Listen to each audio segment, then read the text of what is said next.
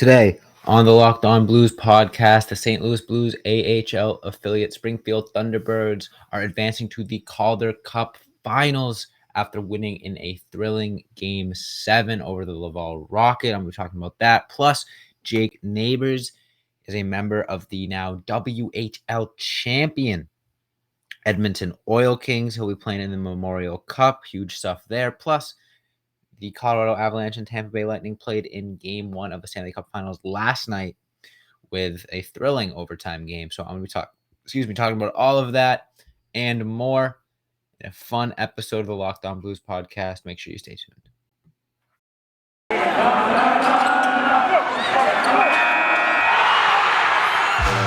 You're Locked On Blues, your daily podcast on the St. Louis Blues. Part of the Locked On Podcast Network, your team every day.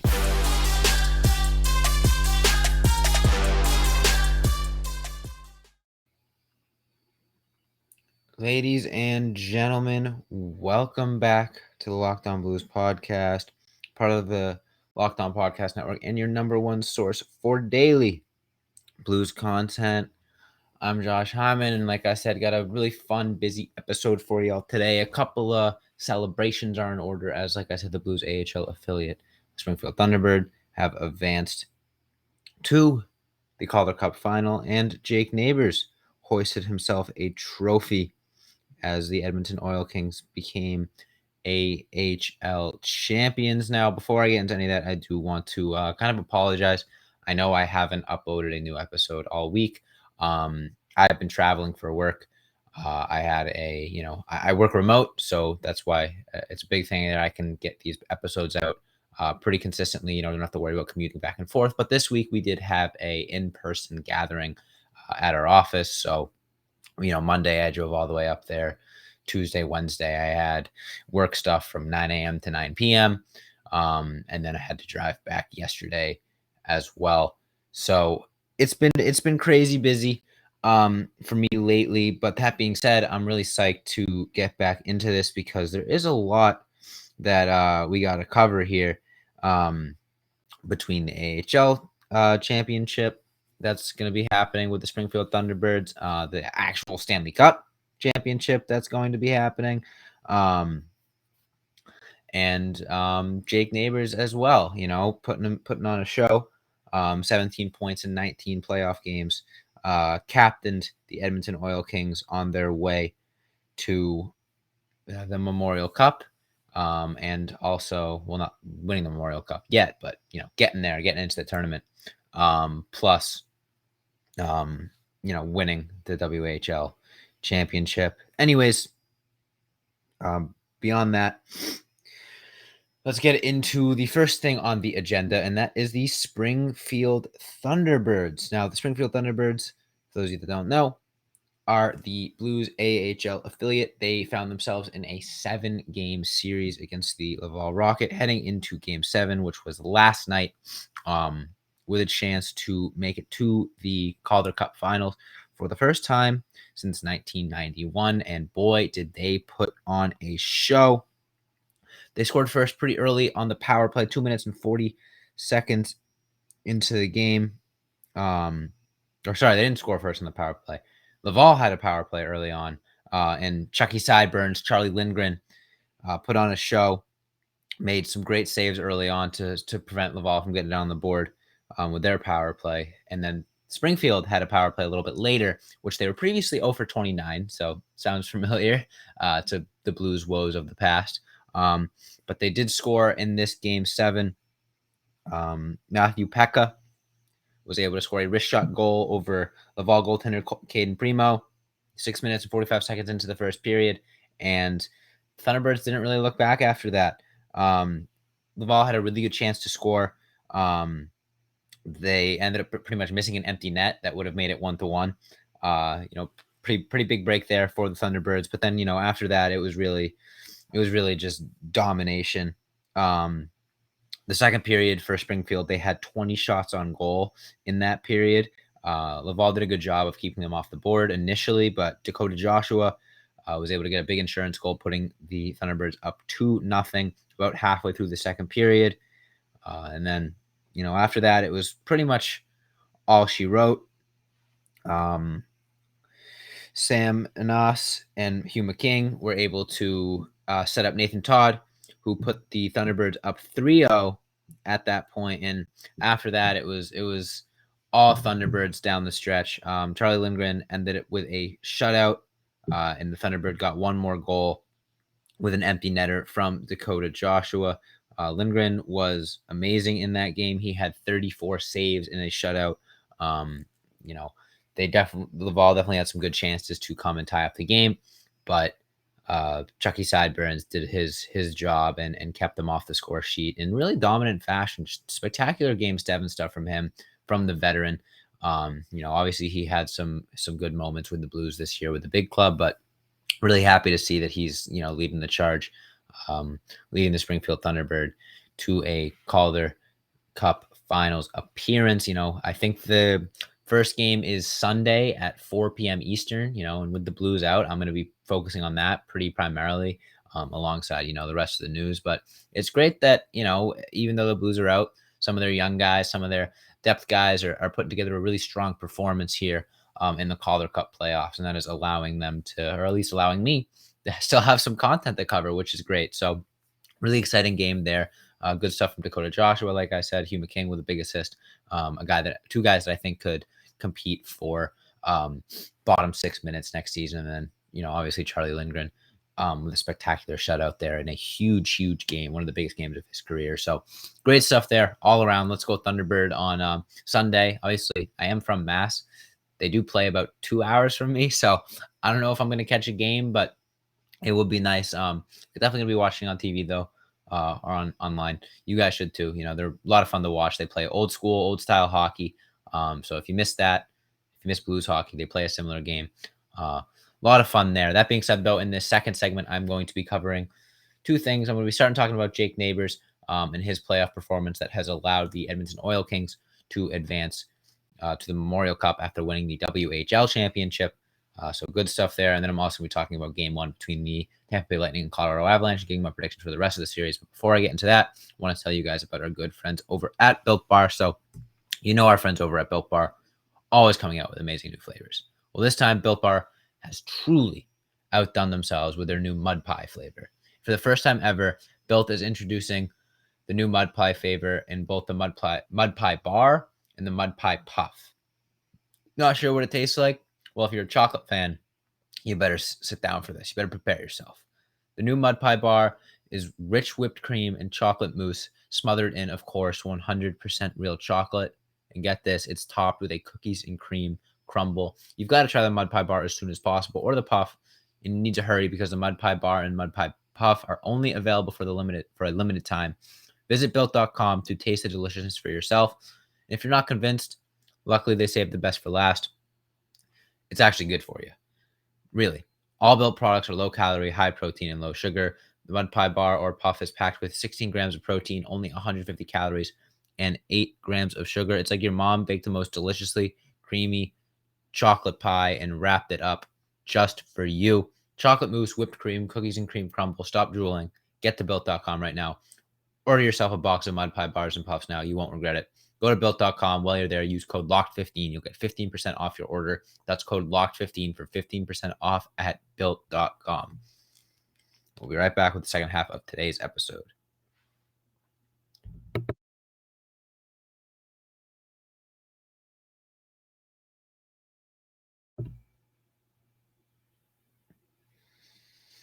All right. So, in a bit of confusing fashion, the Edmonton Oil Kings defeated the not Springfield Thunderbirds, but the Seattle Thunderbirds. I had to read that a few times over. I'm like, wait a minute.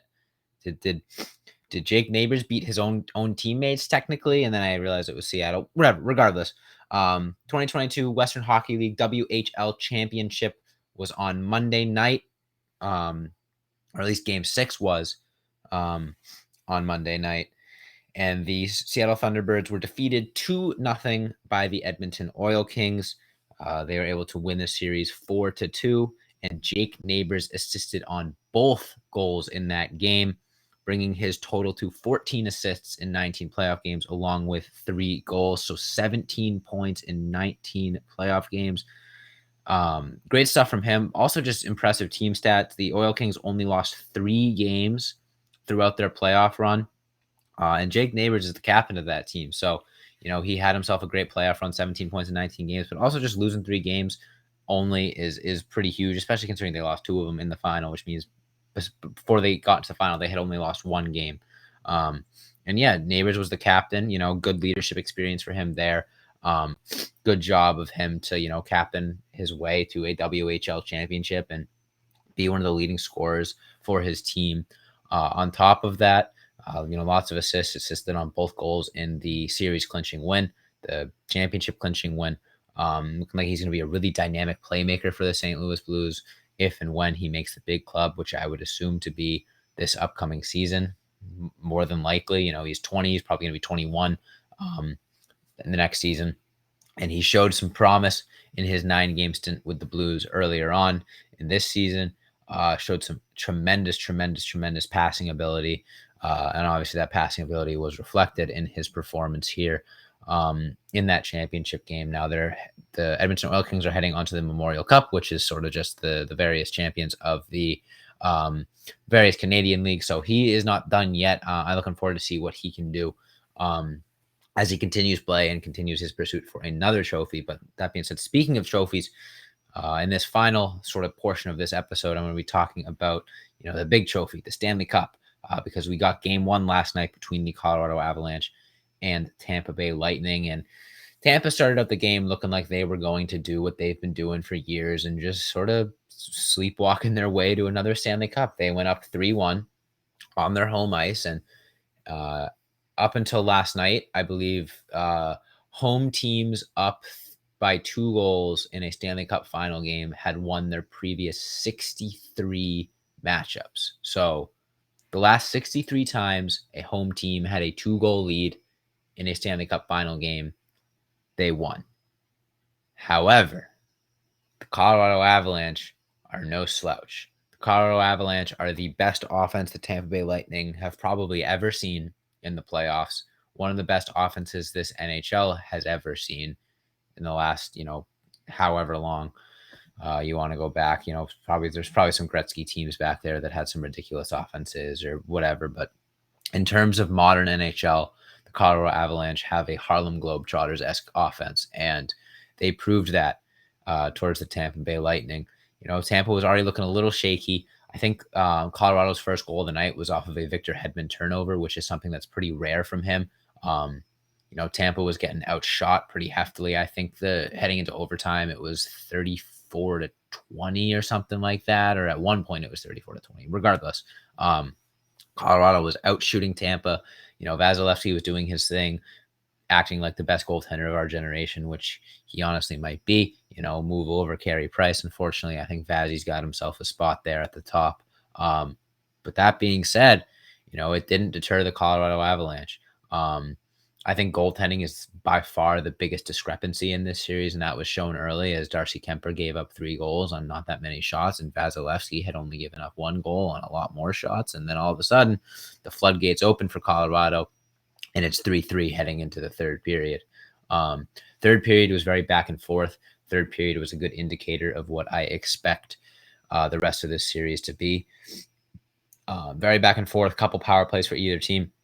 No one could really capitalize. There were some big saves made, obviously. Right at the end of regulation, there was a big save that could have ended it. But heading into overtime, I think a lot of people were expecting the game to go into a couple of overtimes. I know Twitter was talking about oh yeah, I'm sitting down here prepared for 5 overtimes, because that's the way the game was looking. It was an incredible back and forth game.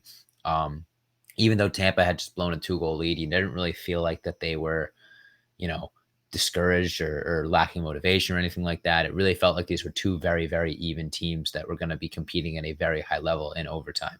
And they did at first.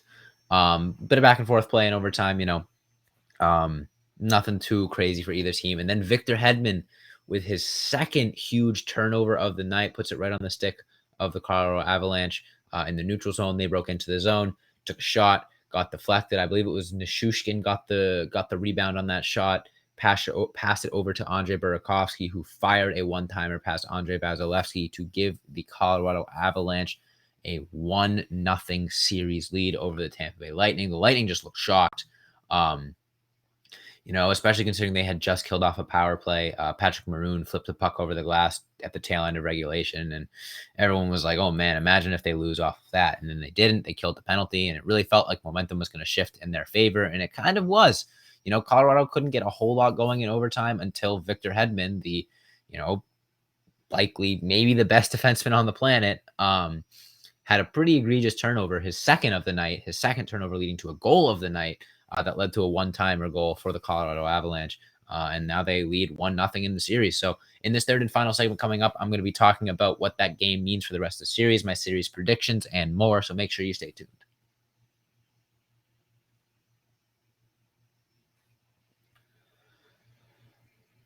All right. So here we are, day off from the Stanley Cup final. I believe the games are every other day. I believe the next game is tomorrow night.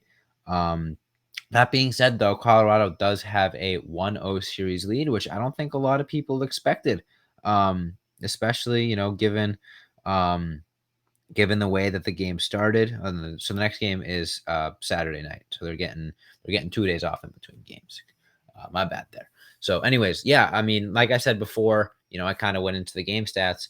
I don't have the exact number in front of me, so I might be getting it wrong, but the previous 63 times that a home team had a 2-goal advantage in a Stanley Cup final game, they won. And Colorado broke that trend. Not only did they break that trend, they broke that trend against the Tampa Bay Lightning, who had won back-to-back cups, and are looking to do something that hasn't been done in a long time and three-peat this year. And they have beat some tough teams on their way here, and they have made it look fairly easy. Besides that round one matchup against the Toronto Maple Leafs, which went to 7 games, they steamrolled the Florida Panthers, only allowing 3 goals the entire series. And then, went down 2-0 to the New York Rangers and then never looked back and won in 6 games. Colorado Avalanche, on the other hand, have only lost 2 games in the entire playoffs up until this point, courtesy of your St. Louis Blues. So that's pretty cool. Pretty cool. No big deal. No big deal. Part of me really hopes that the Avs are able to sweep this series just so, the Blues can have that little pat on the back of, hey, we were the only team to beat the Stanley Cup winning Colorado Avalanche in the playoffs. I don't think that's going to happen. I think that this series is going to go 6 or 7 games. And I honestly think it could go either way. I think a lot of people are like, oh, it's the Tampa Bay Lightning. They're a super team. They're the best team in the league. They're going to win this series handily, even though they're down 1-0. And yeah, Tampa Bay Lightning are really good. Yeah, they've won back-to-back Stanley Cups. Yeah, they've embarrassed some teams on their way to getting into this Stanley Cup final. But they have never, ever seen an offense like the Colorado Avalanche. This league has never really even seen an offense like the Colorado Avalanche. Cale Makar might be next in line at that number 1 defenseman spot, especially after Victor Hedman's poor performance last night. He might be the number 1 defenseman in the NHL. He leads the Colorado Avalanche in scoring up until this point. He has been an absolute beast for them, and he even struggled in the series against the Blues, and he's still, I think he's got 22 points in 17 games or something like that. He has been ridiculous for them.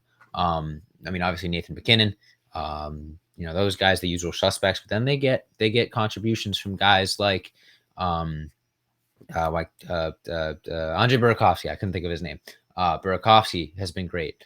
Valeri Nichushkin, I think, had 9 points in the regular season and now has 11 points in the playoffs for the Colorado Avalanche. They're getting that depth scoring that, maybe we weren't anticipating them getting.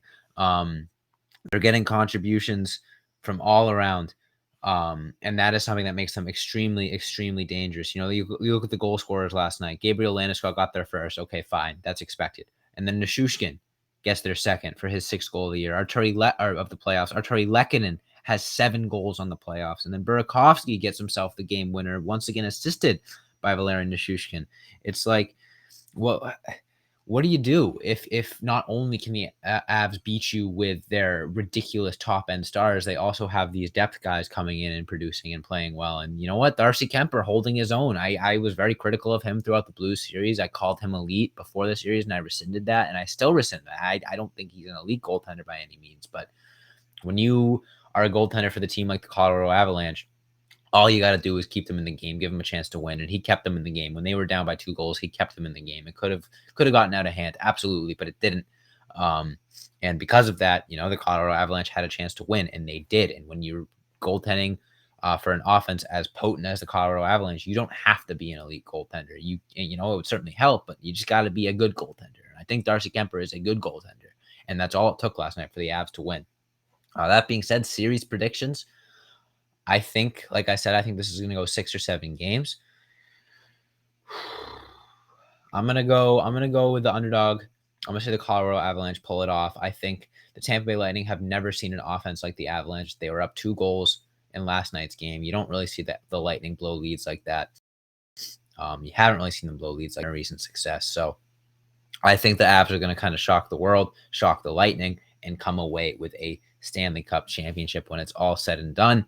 That being said, though, that is all the time I have for you guys today. So I'm going to have all of that covered for you and more as the Stanley Cup continues, as the Calder Cup continues, and as the Memorial Cup continues, plus, off-season news, all that good stuff. It's a busy time for the Locked On Blues podcast. So make sure you hit that follow or subscribe button on whatever podcast platform you're listening to me on. That way you never miss a new upload. Like I said, apologies for the lack of consistency. I've had a bit of a crazy busy schedule lately, but I'm really looking forward to getting back on track and getting you guys daily uploads until the end of the Stanley Cup final. So that being said, subscribe to us on YouTube as well at Locked On Blues. Hit the notification bell. That way, whenever I upload a new video, you'll be the first to know. Leave a comment.